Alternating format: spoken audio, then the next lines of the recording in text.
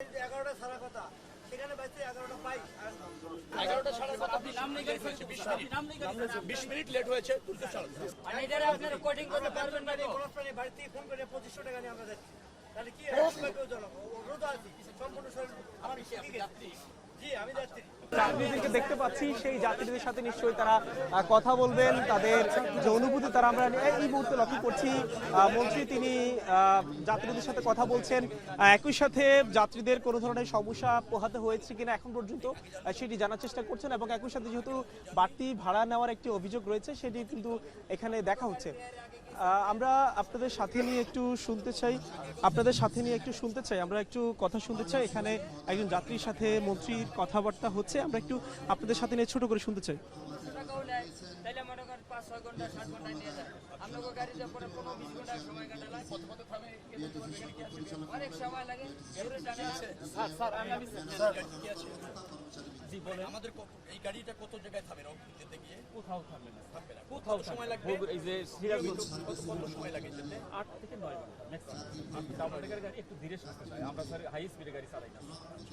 আর বড় গাড়ির speed minimum মানে ইকোনমিক স্পিড হলো 45 55 বড় গাড়ি মানে বলতে চাচ্ছি যে অন্য কোম্পানির গাড়ি যেমন হানিফ গাড়ি নাবিন গাড়ি এসব গাড়ি মনে করেন 5-6 ঘন্টা যাওয়া যায় ডাবল ডেকার 10-12 ঘন্টা কাটা এই গাড়ি আমি দুইবার গেছি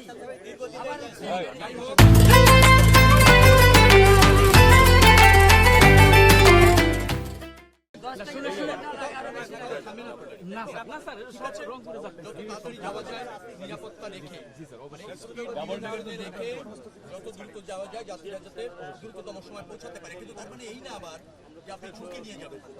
হ্যাঁ এটার মধ্যে একটু কম্প্রোমাইজ করে 1-2 ঘন্টা কমে আনা যায় কিনা দেখতে আমরা যাত্রীদের ইটাকে মানে যেটা চাওয়াটাকে গুরুত্ব দিতে হবে চেষ্টা করবেন যাতে পথে কোনো রকমের দেরি না হয় আবার নেগলিজেন্সির জন্য না থাকে নিরাপদে নির্দিষ্ট সময়ের মধ্যে যাতে গাড়ি পৌঁছাতে পারে সেগুলি নিশ্চিত করবেন সার্ভিসের সাথে যাতে ভোগান্তির শিকার না ডাবল ডেকার বাস তো একটা গতি বেশি যেতে পারবে না সেটা হলো কি এটা সুন্দরভাবে তারা ভোগাইবে আপনারা গাড়ির স্টাফ ড্রাইভার এরা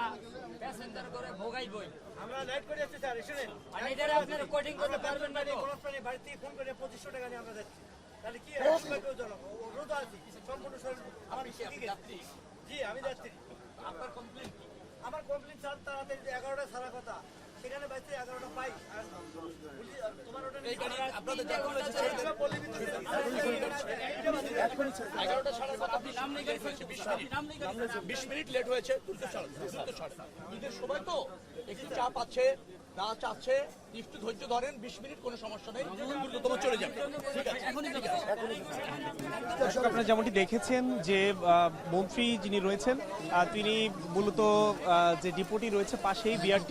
বিআরটিসির সেখানে এসে তিনি মূলত যাত্রীদের সাথে কথা বলছেন যেখানে স্পেশাল কিছু সার্ভিসের মাধ্যমে দেশের বিভিন্ন প্রান্তে যাত্রীদেরকে পৌঁছে দেওয়া হচ্ছে বিআরটিসির পক্ষ থেকে।